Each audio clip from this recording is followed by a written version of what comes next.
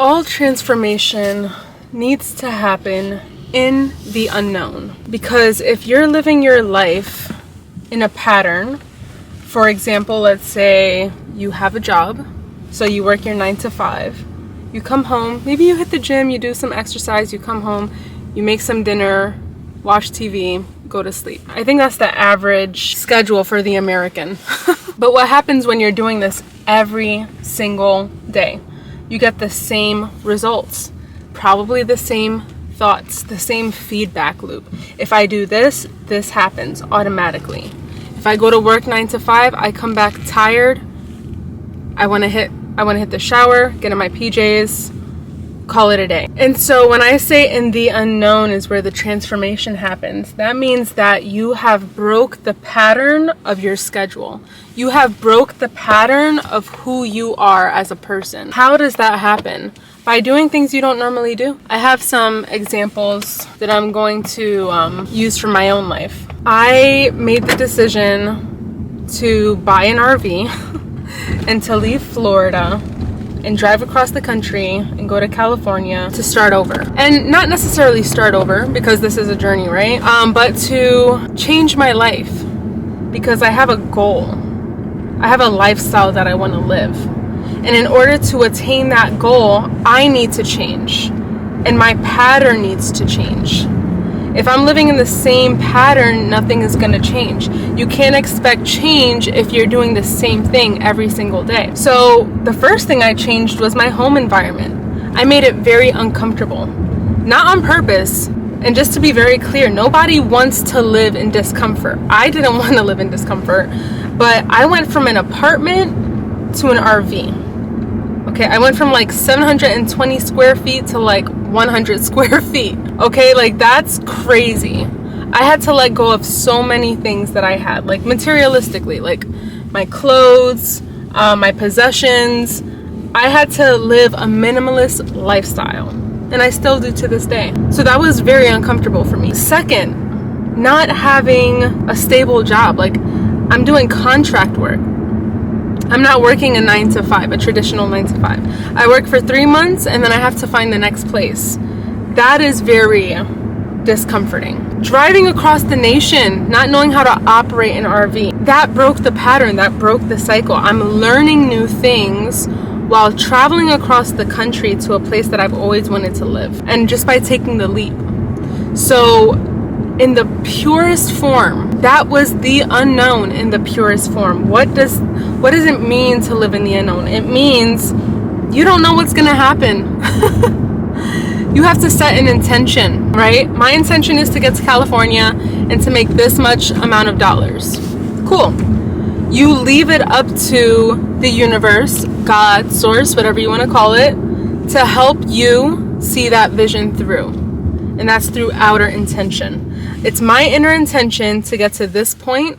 I'm gonna let outer intention, aka God, source, help me fulfill that.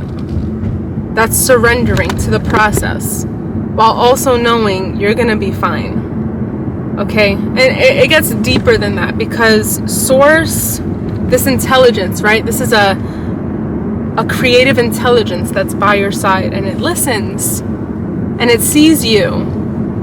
And it's always there ready to help you. We tend to forget that we have this help, right? Like, I can just ask this intelligence, show me a sign, or what should my next move be? And that answer will pop up in a dream, somebody telling you something, in a book, in a song. You know, like, this intelligence is everywhere.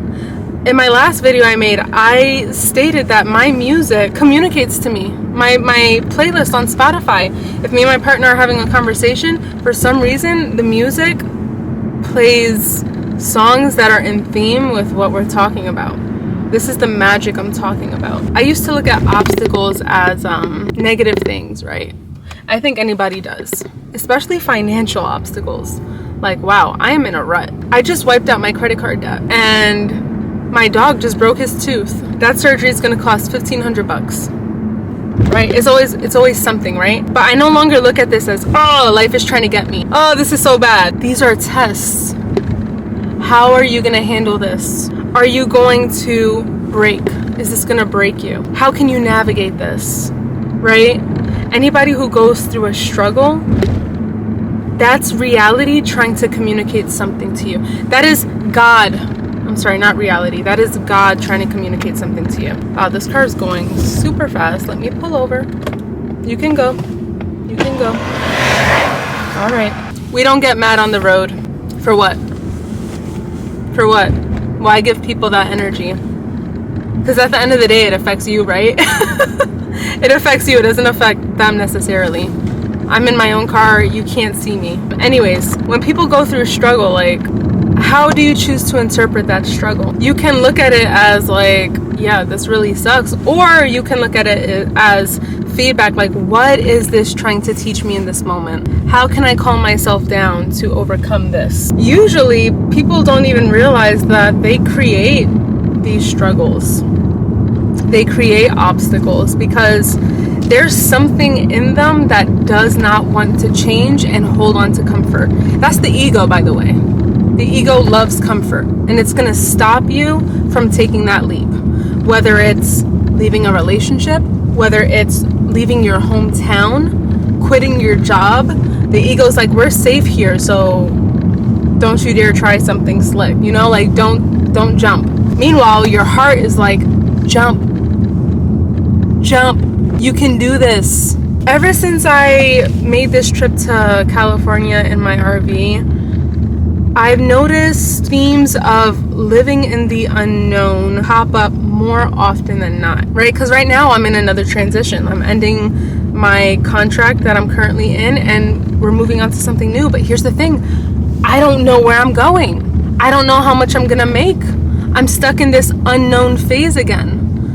Okay, and just to be very clear, there's a goal that's in the works outside of the job that I'm currently working. I work in the healthcare field. Outside of that, there's something else blossoming, but until that fully comes into fruition, I have to work with what I have, and that's this job. But I have a goal and I have an intention, and it's coming along. Like, it's materializing, which I'm so excited for. But till then, like, I am still here in the unknown. I don't know what's gonna happen, and the part of me that's like, what are we gonna do? What are we gonna do? How much money are we gonna make? Are we gonna be able to sustain ourselves? Is screaming so loud at me. But I've gotten to this, like, I don't know, my mind has been trained to like tackle the unknown, and I actually look forward to sitting in the unknown. You know what I mean? Like, I've tasted the unknown since August. This whole thing started in August of 2025.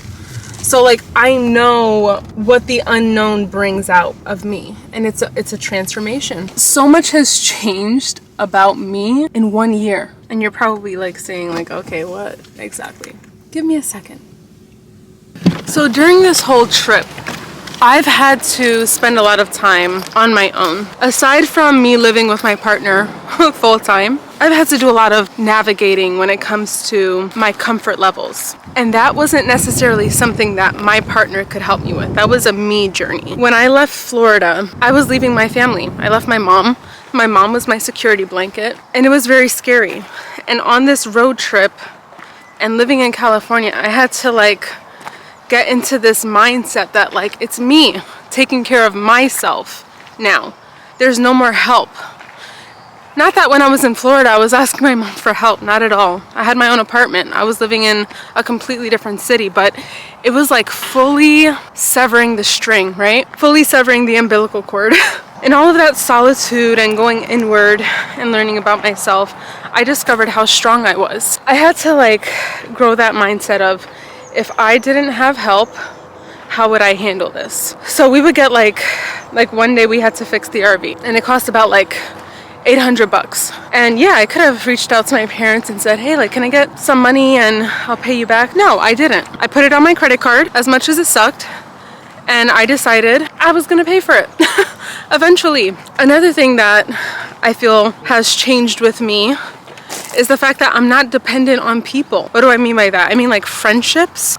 Since it was just me and my partner on the road, starting a new job, I realized I might not make friends, and that's okay. As much as I wanted to, and in the beginning it was a little rough. Once I let go of that expectation, like it's okay if I have friends, but it's also okay if I don't. I attracted people. I made awesome friends out here. Even these guys. Hey guys, I just want you to say hi to the camera. They want to meet you. Hey, what's up?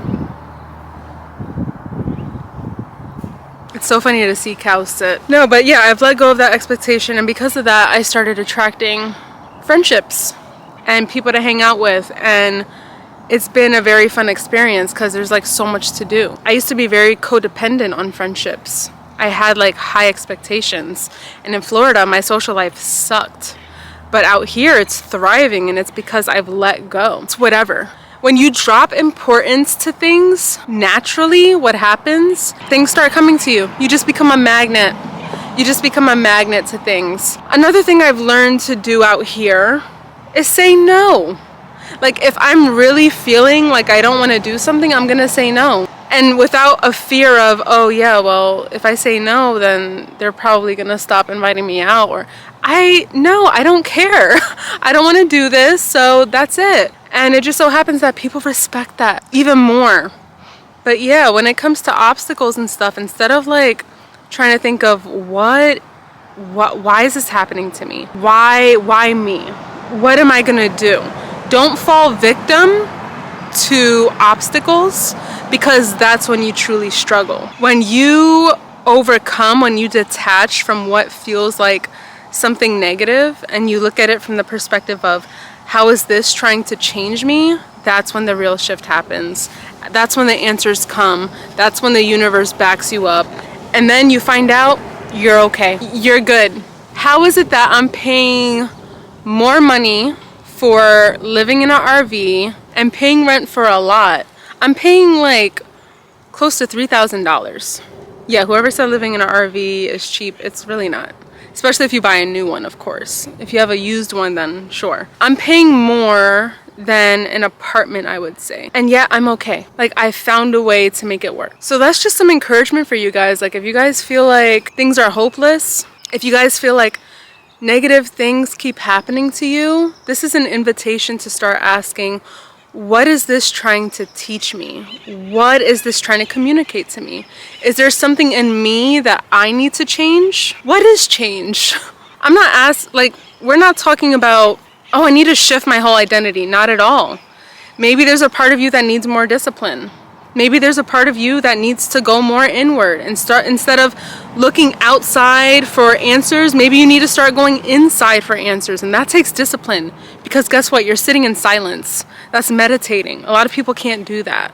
It's time to start reevaluating. The answers are out there, and I'm living proof of that. And I'm still on this journey, and it's not going to be easy, especially when we move to Los Angeles. I'm on this journey. You're on this journey. We're all on a journey, and it's just a matter of navigating through it with confidence that we have the universe, we have source, we have God to back us up. And for those of you who don't believe in a God or source, believe in something, even if it's just yourself. Like just something.